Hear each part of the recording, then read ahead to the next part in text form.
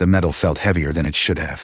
Captain Marcus Reeve stood at attention while Admiral Chen pinned the Distinguished Service Cross to his chest, the applause of 500 soldiers washing over him like static noise. 3. Confirmed orbital bombardments. 17 ground operations. One entire species brought to its knees. The Velanni homeworld now belonged to the United Earth Coalition, and Marcus had helped make it happen. For exceptional valor in the Velanni campaign, the Admiral announced, his voice echoing through the ceremony hall of the USC Prometheus. Marcus kept his eyes forward, his face carved from stone. He didn't see the proud faces of his fellow Marines. He saw the burning villages, the crystalline structures melting under plasma fire, the small, luminescent bodies fleeing into forests that would be ash within the hour. Additionally, Admiral Chen continued, pulling Marcus from his memories, Captain Reeve has been selected for our new integration initiative. As a reward for his outstanding service, he will be assigned a Velanni companion from the pacification camps. A murmur rippled through the crowd. Marcus's jaw tightened imperceptibly. Companion. The word tasted like copper in his mouth. After the ceremony, Marcus found himself standing in Processing Bay 7, watching through reinforced glass as dozens of Velanni were sorted like cargo. They were smaller than humans, most standing barely 4 feet tall, with skin that shifted between pale blue and silver depending on the light. Their large, dark eyes held a bioluminescence that flickered like dying stars. Captain Reeve. A logistics officer approached with a datapad. Your assigned companion is in holding cell 12. Female. Approximately 15 cycles. That's about 19 in human years. She was captured during the siege of Velkara. No disciplinary incidents, but, he hesitated, she hasn't spoken since her processing. Marcus took the datapad without looking at it. What's her designation? V4417. Though the translation matrix suggests her actual name is something like Kyra? Kyra?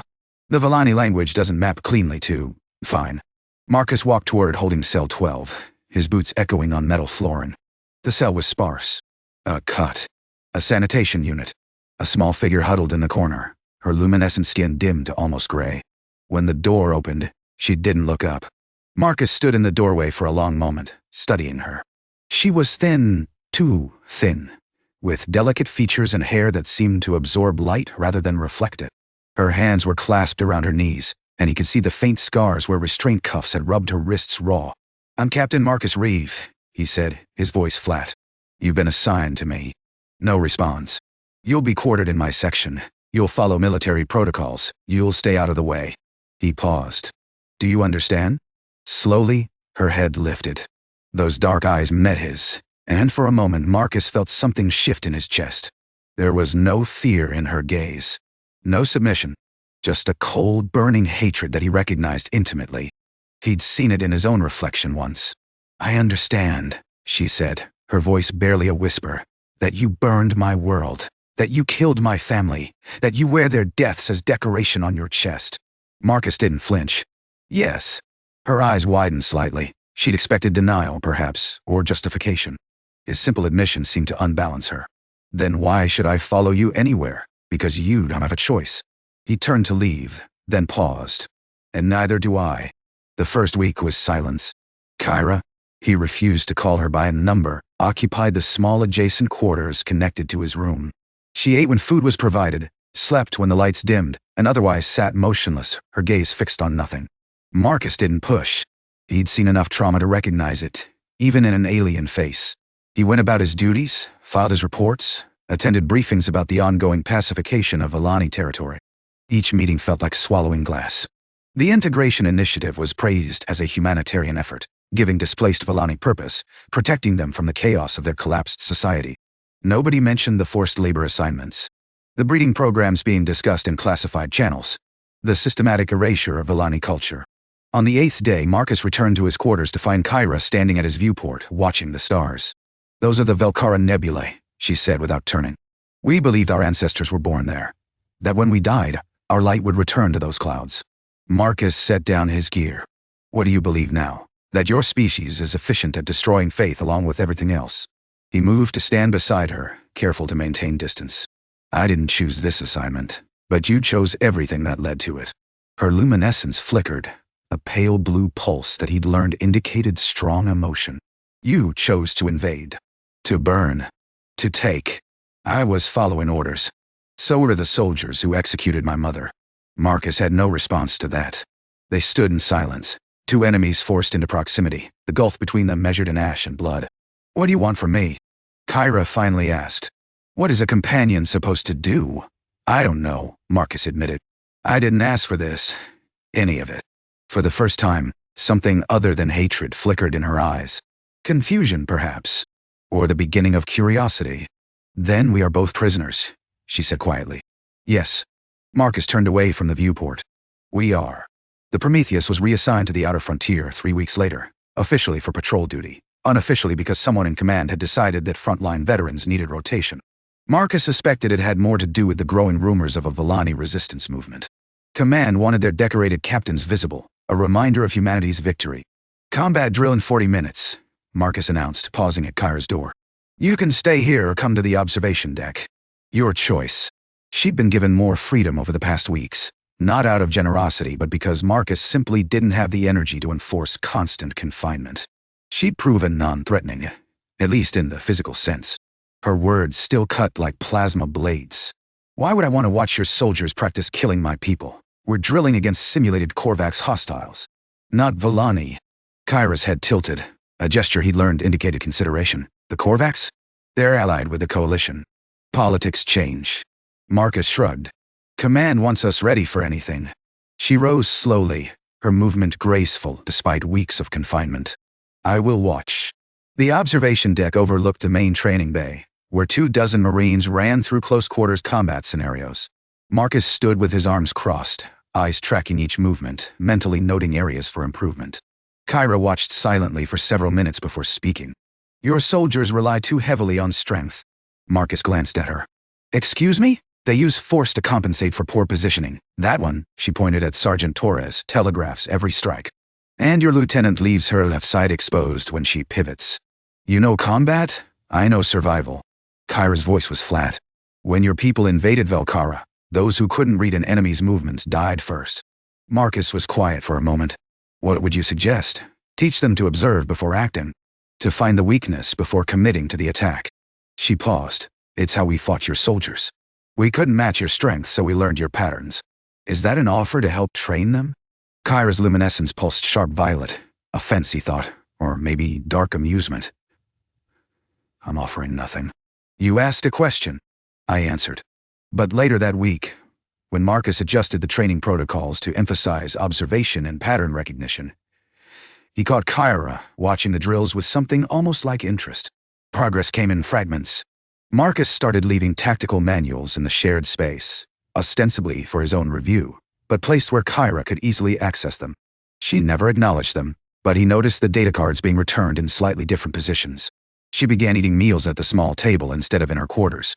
Still silent, mostly, but present. One evening, Marcus was reviewing casualty reports from the Velanni campaign. A task he assigned himself regularly, a private penance, when Kyra's voice cut through the quiet. "Why do you read those?" He didn't look up. "To remember." "Remember what?" "Your victories? The cost." He set down the datapad. 8,412 Velanni civilians died in operations I commanded or participated in. Not soldiers. Civilians. Kyra's luminescence dimmed to almost nothing. "You count them? Everyone."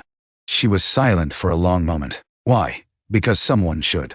Marcus finally met her eyes.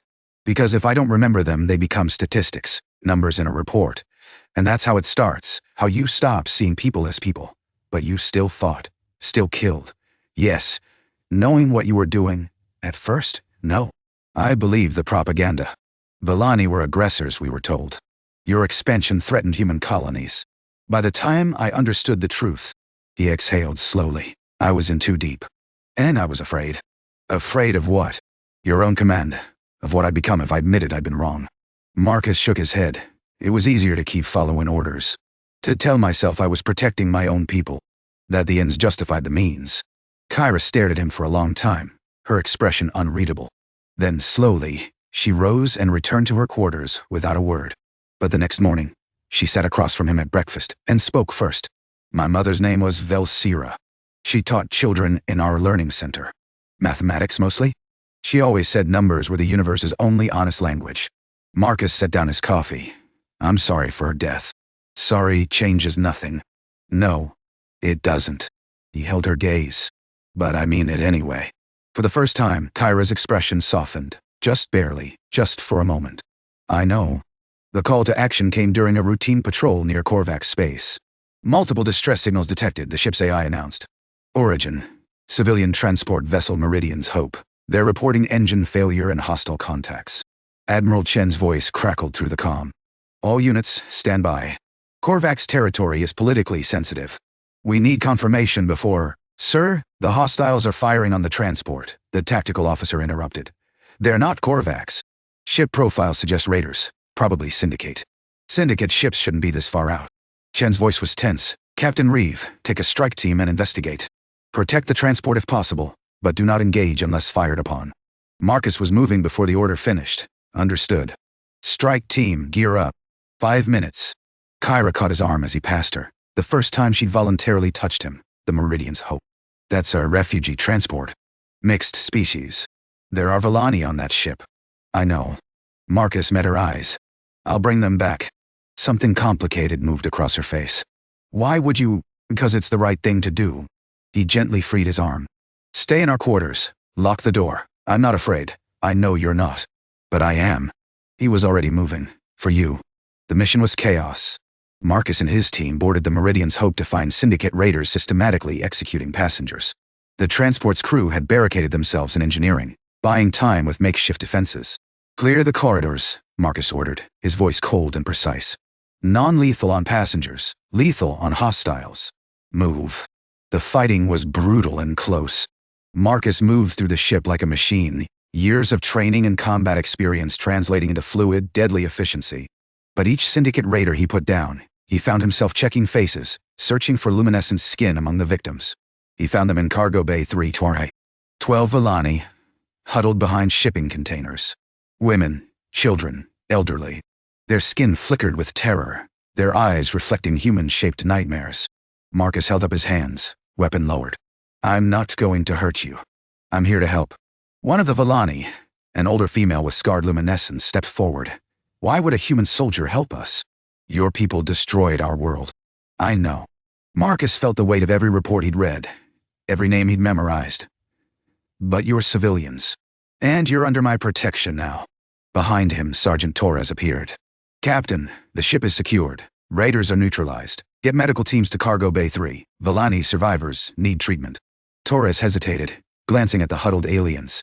Sir, the regs say. I know what the regs say, Sergeant. Get the medical teams. When Marcus finally returned to the Prometheus, exhausted and blood-spattered, he found Kyra waiting in the corridor outside their quarters. You saved them, she said. The Velanni from the transport, 12 survivors, they'll be processed through refugee protocols. He paused. I made sure they'll be kept together, given choices about their placement. Kyra's luminescence pulsed warm gold, an emotion he hadn't seen before. You didn't have to do that. Yes, I did. She stepped closer, close enough that he could see the complex patterns in her dark eyes, like galaxies compressed into something almost human-sized. You confuse me, Marcus Reeve. It was the first time she'd used his first name. I confuse myself, he admitted. Every day. Then perhaps? She hesitated, something vulnerable flickering across her face before she composed herself. Perhaps we can be confused together. It wasn't forgiveness. It wasn't trust. But it was something. A door cracked open in a wall he thought was solid. I'd like that, Marcus said. And meant it. 3 months after the Meridian's Hope rescue, everything changed. Marcus sat in Admiral Chen's office, reading the classified briefing for the 3rd time, his stomach twisting into knots. Operation Clean Sweep. All. A final solution to the Velanni problem. The resistance movement had grown too organized, too effective. Command had decided that conventional pacification wasn't working. They were going to deploy bioweapons. A tailored pathogen designed to target Velanni physiology. Estimated casualties, 97% of the remaining population. It would be marketed as a tragic pandemic, a natural disaster. Nobody would know the truth. You understand why I'm showing you this, Chen said, his voice carefully neutral. Marcus looked up. Sir, you've become attached to your companion. The reports are clear. Chen leaned forward. This is your chance to prove your loyalty. When Clean Sweep is deployed, your Velanni will be among those eliminated. Unless you take steps to ensure her usefulness to the Coalition. What kind of steps? The Integration Initiative has a secondary purpose. Velanni have certain genetic advantages. Regenerative capabilities, extended lifespans, heightened sensory perception. Research and development wants test subjects. Chen slid another datapad across the desk. Volunteer your companion for the program and she'll be exempt from clean sweep. She'll live. Marcus stared at the datapad. Research subject. He knew what that meant. Dissection. Vivisection. An endless nightmare of medical torture, all in the name of human advancement. How long do I have to decide? 48 hours. After that, clean sweep proceeds. Your companion will be processed with the others. Marcus took the datapad. Understood, sir. He walked back to his quarters in a daze, his mind racing through possibilities and finding none. Fight. He was one captain against an entire fleet. Run? Where would they go? Every human colony would hunt them. Every Velanni settlement was under surveillance. Kyra was reading when he entered, one of the tactical manuals he'd left out, now openly acknowledged between them. She looked up, and her luminescence immediately flickered to concerned amber. What's wrong? Marcus sat down heavily. I need to tell you something, and you're going to hate me for not telling you sooner. I already hated you. I've moved past it. Despite everything, Marcus almost smiled. This is different. He told her everything. The bioweapon. The research program.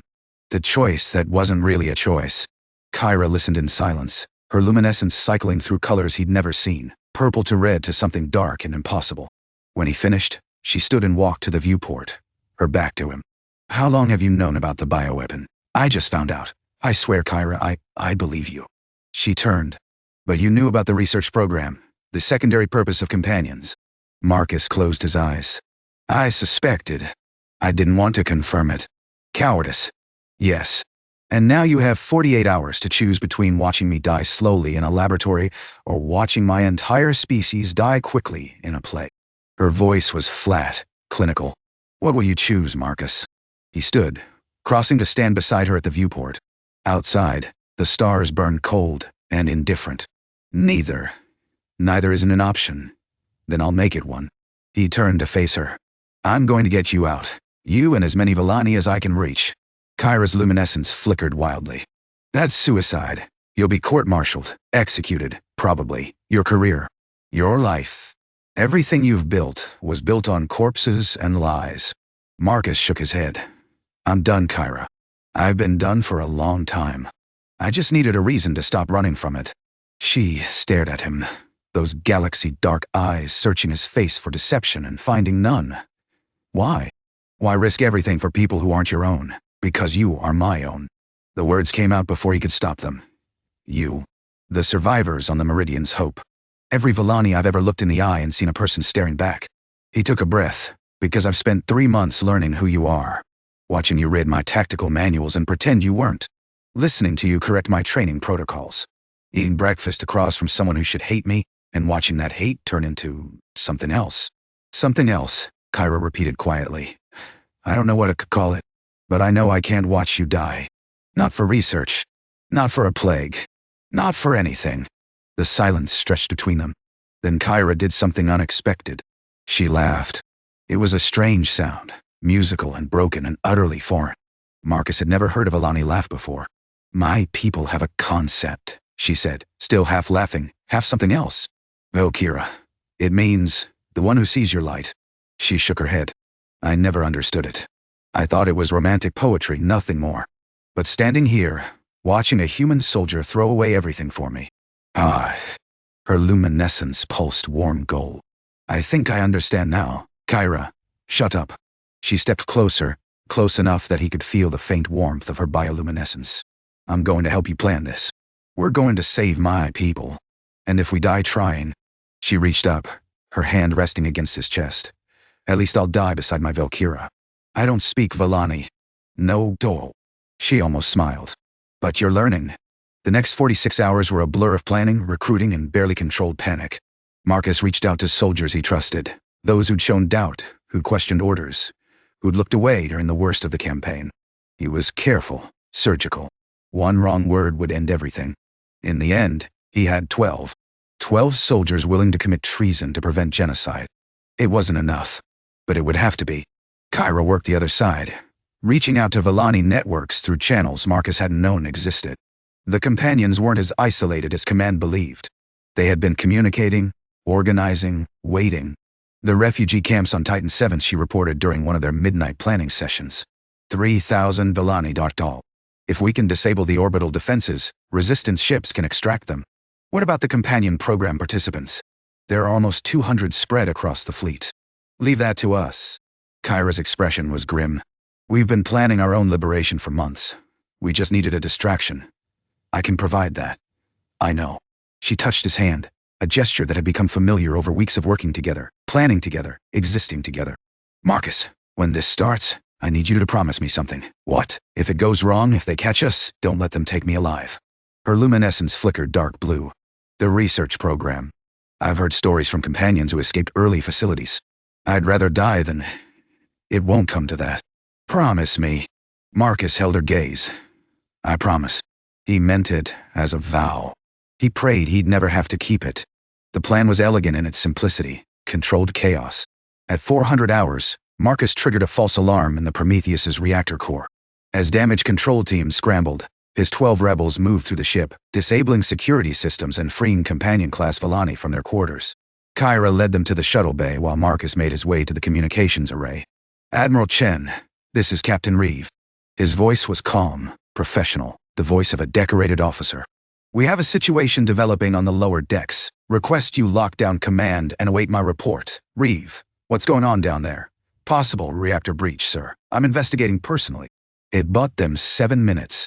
7 minutes of Chen waiting for an update while Marcus uploaded the truth about Clean Sweep to every news network, civilian broadcast and independent journalist he could reach. The bioweapon plans. The research program. The integration initiative's real purpose. By the time security realized what was happening, it was too late to stop the signal. But it wasn't too late to stop them. Marcus was running toward the shuttle bay when the first shots rang out. Behind him, he heard bootsteps, shouted orders, the whine of charging weapons. Ahead, he could see the bay doors, and Kyra standing in the entrance, her luminescence blazing violet. Go! He shouted. Get to the shuttle. Not without you. Kyra, please. A plasma bolt caught him in the shoulder, spinning him halfway around.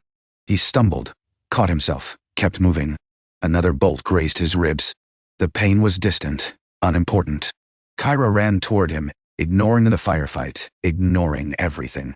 She caught him as he stumbled, her small frame somehow supporting his weight as they staggered toward the shuttle. Idiot human, she hissed. Brave, stupid, self-sacrificing. Learned it from you. The shuttle was already warming up. Torres at the controls. Marcus and Kyra tumbled through the hatch just as the engines engaged. Behind them, the Prometheus grew smaller, surrounded by the chaos of alarms and emergency protocols. They'd done it. Against all odds, they'd done it. Marcus laughed, a wet, pained sound. We made it. You're bleeding everywhere. Minor inconvenience. Kyra pressed her hands against his wounds, her luminescence pulsing something he'd never seen, soft white, like starlight. Don't you dare die on me, Marcus Reeve. Not after everything. Wouldn't dream of it. But he could feel the darkness closing in, the blood loss pulling him toward unconsciousness.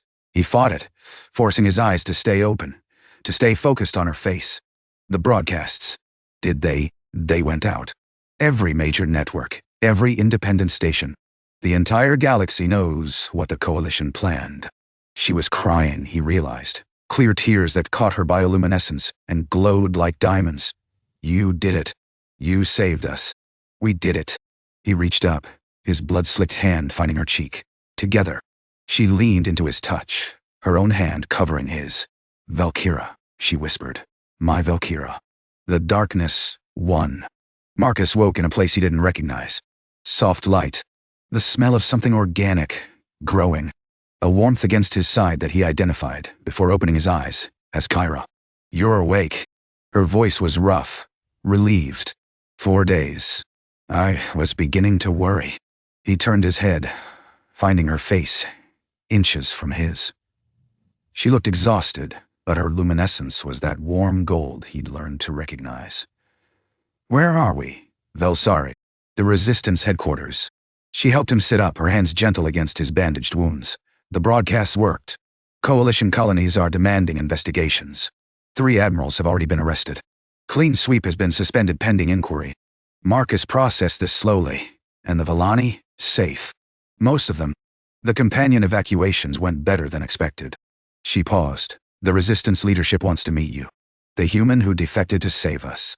They're calling you Valsira, the Lightbringer. I'm not, I know. You're just a tired soldier who saw something wrong and decided to fix it. She smiled, a real smile, the first he'd ever seen from her. That's what makes it matter. Marcus reached for her hand and she let him take it. They sat in silence for a moment, the weight of everything they'd survived settling around them. What happens now? He asked. Now we rebuild. Both our peoples have much to answer for. Much to heal. She squeezed his hand. It won't be easy. Some Velanni will never forgive what humanity did. Some humans will never accept what you've done. I know. But we have time. And we have... She hesitated, her luminescence flickering uncertain violet. We have each other. If you want. Marcus looked at her, this small, fierce, impossible being, who had taught him to see his own species clearly, who had transformed his guilt into action and his isolation into connection. Who had become, somehow, the most important person in his universe. I invaded your world, he said quietly. I destroyed everything you loved. I don't deserve. Deserve has nothing to do with it. Kyra lifted their joined hands, pressing them against her chest where he could feel the strange rhythm of her heart. Faster than a human's, like a small bird's wings. You saw my light, Marcus, even when I was trying to hide it. Even when I hated you for being able to see it. She met his eyes. Let me see yours. He didn't have words. He wasn't sure words existed in any language for what he was feeling. So instead he leaned forward and rested his forehead against hers, closing his eyes. Her luminescence washed over him, warm and soft and impossibly alive. And somewhere in the darkness behind his eyelids, he felt something he'd thought he'd lost forever. Hope, bun. Okay, he whispered. Together, she agreed. Outside their small room, the galaxy continued its slow rotation, wars ending, peace beginning, old wounds struggling toward healing. The road ahead was long and uncertain, full of trials neither of them could predict. But Marcus Reeve, who had once burned worlds, now held a different kind of fire in his chest. And Kyra, who had once known only hatred for humanity, had found one human worth believing in. Perhaps that was enough. Perhaps that was everything.